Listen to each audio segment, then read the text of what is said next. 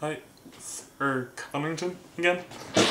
I'm getting a hang for the public speaking, hang of it, and it's my third podcast of the day. I'll hopefully I can prepare further podcasts while the 7-day trial for OVA V, I think it's called. It's a excellent software and it's really helped me, and so I can do a plug for them, but it's really great software, so something quite simple in essence. Getting the right tools to do the job is excellent. So I'm happy to be able to produce my videos at such a rate. I only hope I can make the same productivity in the course of study that's been difficult. It really helps to have a focus, so this time I'll talk about Comic-Con. I think it's a great it's certainly a pop cultural mecca, and starting in San Diego. I'm not an expert, but everyone hears of San Diego and the truthful translation rather than Anchorman. I decided I'd really like to go to Comic-Con, seeing that Katrina Law from Spartacus and Arrow would be there. Meeting her was fantastic, as she was one of my favourite characters. I know what people say about Spartacus and equally Game of Thrones, but like, they're real people, and there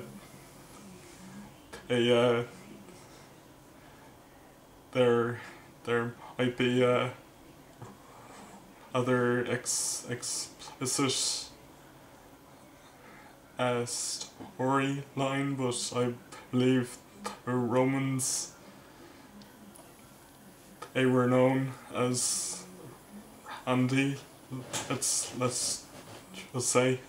So if they put their slaves through such hardship and use them as tools, I can see why the warriors, they turned their gladiatorial vengeance against them. So, like, they're real people doing a job, and so it was great to meet such reputable actors and actresses. I also met John Noble from Lord of the Rings. I know he's in other series, Fringe. I think but I've only seen this one of the films he's been. I'm sure he's been in many. But anyway, Comic-Con was an adventure. It was in Belfast, so through the respective fan pages, they the the pub- publicity teams would advertise on the on the on Facebook and other social media. So I thought it would be a great opportunity. I've heard a lot about Spartacon that's recently been on in Ireland, and all the fans, they're great stories about meeting the actors and actresses who we can quote every line, and we can like it really adds a great atmosphere to the legend. Like after us historical deviations, they can add a new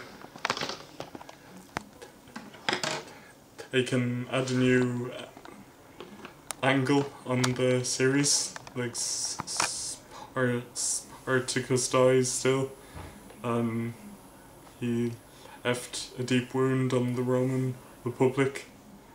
So it's a great it's a great way to bring the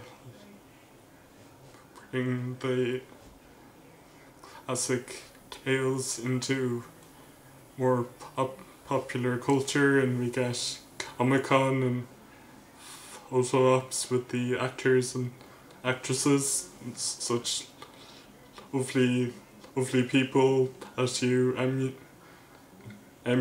emulate for playing a character. You can see them as real people, and where I think most of the fans might have known her from a strictly comic book aspect, that it was the popular Green Arrow series has become the television series as well. So pop culture seems to be the focus of my podcast right now. It's very broad, so Comic-Con is a great is a great focus for it. So in line with being a fanboy of Spartacus and knowing the original story, I own the Spartacus Vengeance and the two previous series. Sadly, in 2011, on the same day as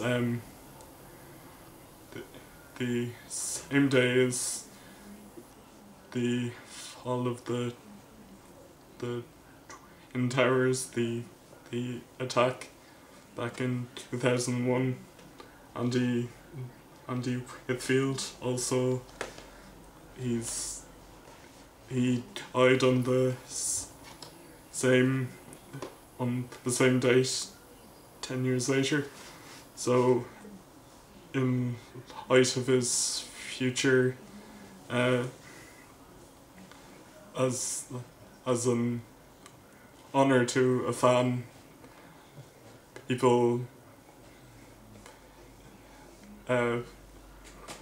that's one of the realities. These actors and actresses, the spotlight is on them, but it's a lot. All these series of and the work that goes into it. I believe it was Andy Whitfield's wish that they continue the series for stars, and Liam McIntyre, a young actor given a chance, I believe both from Australia, so it really adds an aspect that we don't see through the series. So on my Comic-Con was truly an eye-opening experience, and I got to meet the luminaries I've followed as a fanboy for as short a span as a year or two to owing the story long ago. Speaking to Katrina Law, and she remembered me when I got a photo up with her. It was great to talk to her so casually as my last time meeting a celebrity. I was so overwhelmed eating cat fondue, us being majorly influenced by tattoo artists I've met, up and coming tattoo artist running co-owning a hostel, which was a great experience also. So Belfast has been a place for any adventures. So I got to meet people, and I purchased some of their work and got great memories for, and won some t-shirts and certain giveaways from just an explosion of pop culture and excitement from the weekend. The Robot Overlords series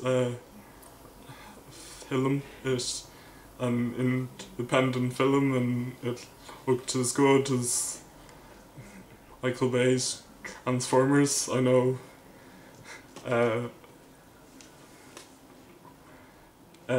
real fans, as they call themselves, of hardcore fans of any series, they aren't too delighted with the adaptations, but I like Michael Bay's work. I know the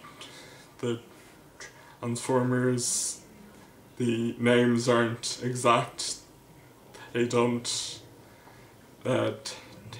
Devastator wasn't as devastating, and although it caused some damage, it's an interesting version of him. So I can appreciate the levels of work and inspiration and the challenges of bringing childhoods to life, and in equal part destroying them. Apparently, it's I don't see my childhood destroyed through Michael Bay's work. He's revived it for a younger age, but I find although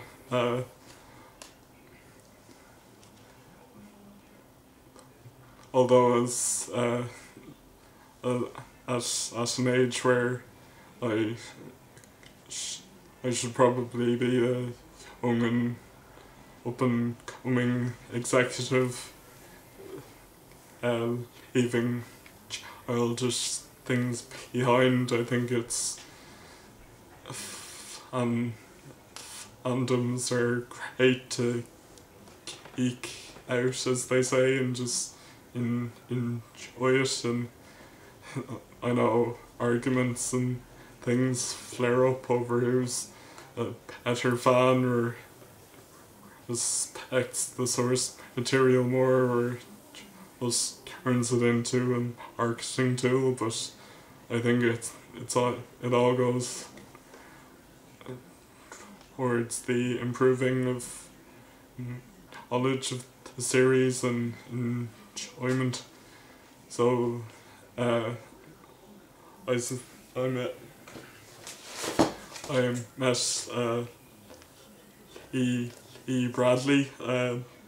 It's a great melting pot for talent, and his own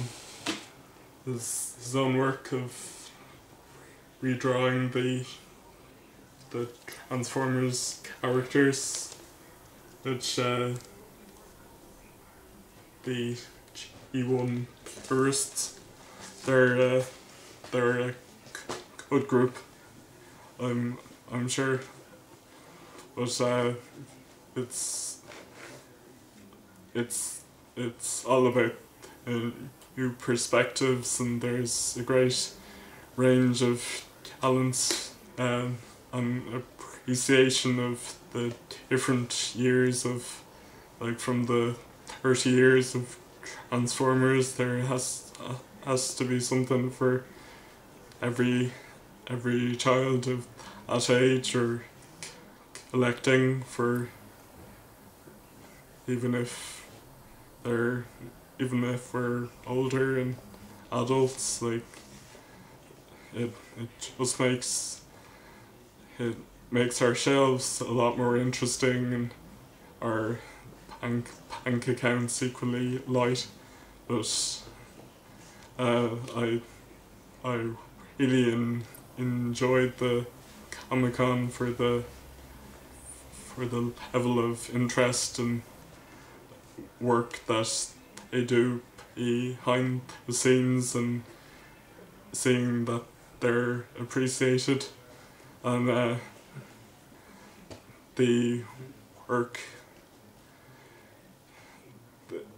is, you can see how from San Diego to every corner of the world it's become a real pop culture is certainly strengthened by people's creativity, and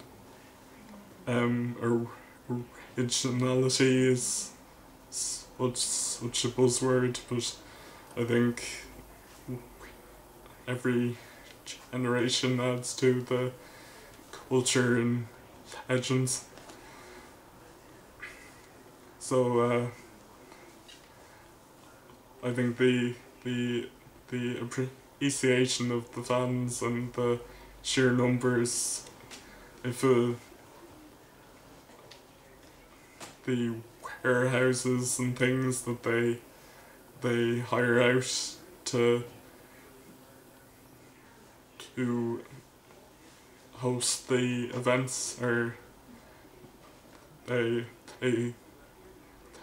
were packed to the rafters of so many interesting and talented people, and the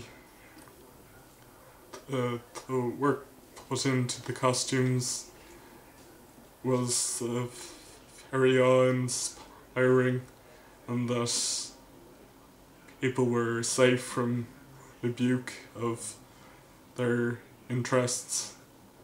And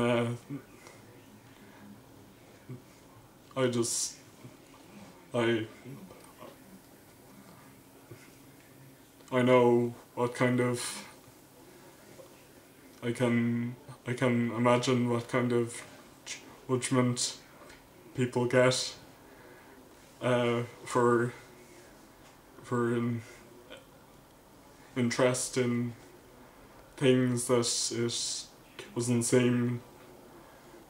it wasn't seem respectable to follow things with an age mark.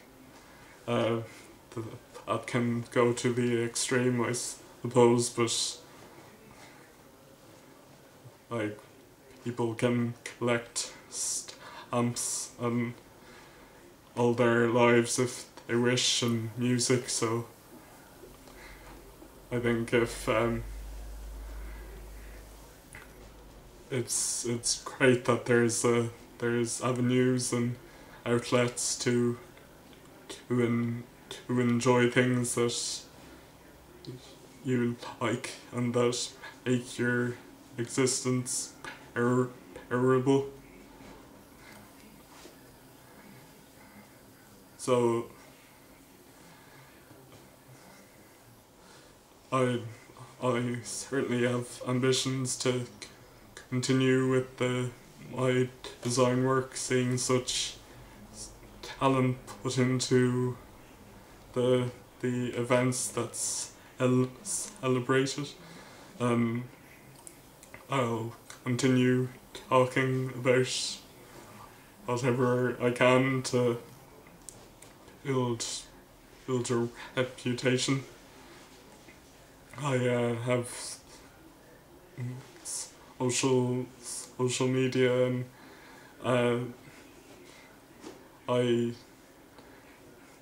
it's enriching to speak to people thousands of miles away through social media, and then I hear people meet at these conventions, and it adds a whole new appreciation.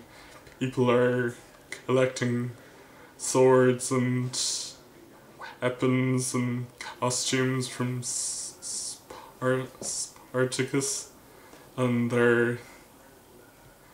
they form lasting friendships with people thousands of miles away, and it's a very inspiring feeling. And as portraiture was a major challenge in school, and only recently it's still been a challenge, but it was a great experience to really perfect a drawing when there was a request for fan art and fan pages who were directly linked with actors, like especially Liam McIntyre. I was able to draw a likeness of Spartacus, and it was certainly liked, and I got great feedback from the people. Eyes as a window to the soul. I perfected the character's eyes, and so that really added to it, and it bolstered my confidence towards drawing, and like it's a lot of reproduction, but it once you perfect something or get stronger at it, it seems to add to it. So these conventions, and once you get the inspiration and sense of how everyone else who, if they seem old hands at it, or to have already perfected it, and they're light years ahead of you, it's only more encouraging if you rather than letting the inspiration slide as soon as the opportunity presents itself, you can improve and ease upon that. So I was able to,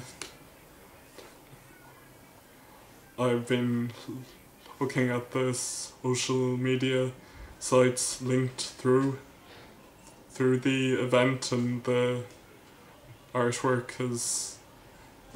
has added a new level of appreciation, and it's certainly time I've been forming my own ideas, and like as George R. R. Martin says, writing about the human heart and conflict with itself,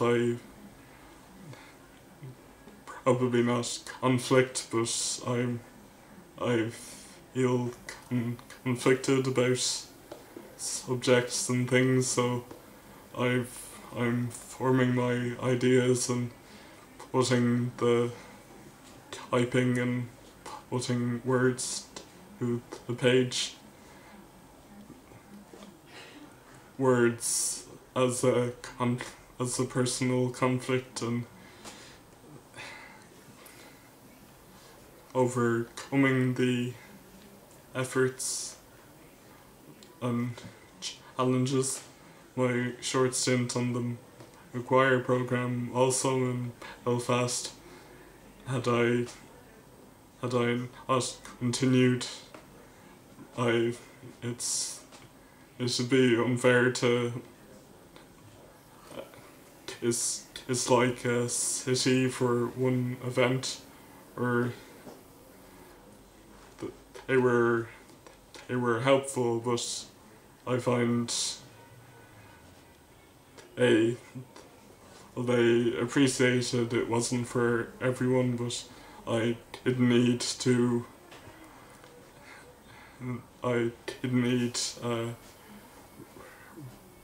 a repairing measure,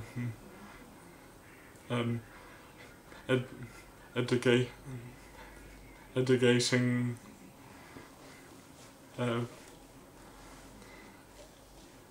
tips for educating, really being able to string words together.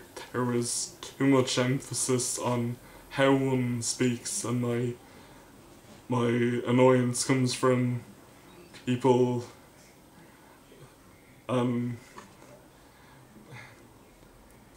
preferring to hear how one speaks rather than what they are actually saying.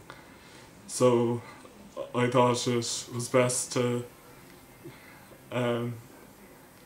leave.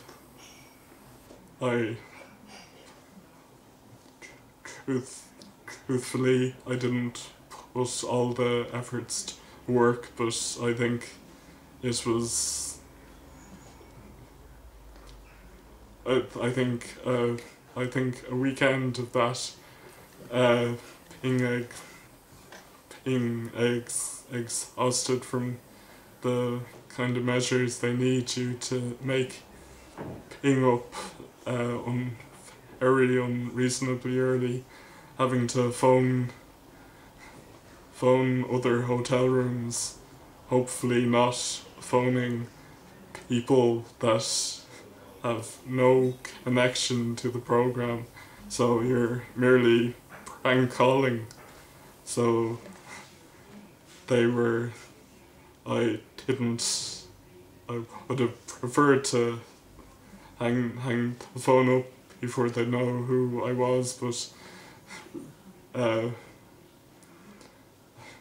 as happened to many of us, we'd ring the wrong number, although that was the right number we'd be dialing, and we'd ring a neighbour who was up for work at 5 or 6 o'clock, so they were waking up at 3 or 4 to answer practically a prank phone call.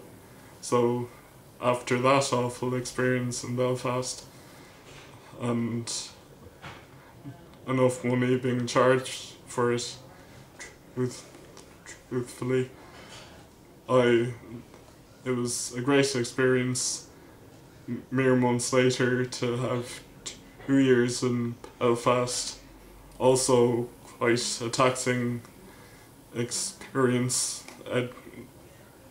Paying for education is great, and it's certainly a privilege of ours, but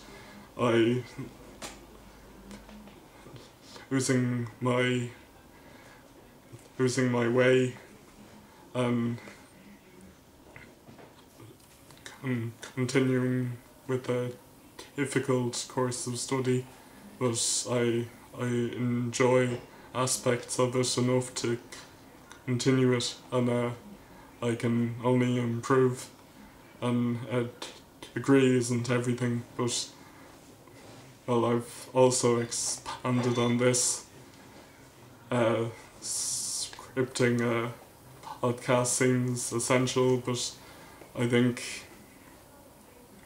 I can talk so much about inspiration and originality and repeat myself for emphasis of the points on my mind, but I've a taste for podcasting now, and I'll speak as long as the camera's running. So I've enjoyed continuing with my podcasting, and I hope you'll enjoy hearing more focused in the future. Sir Connington signing off.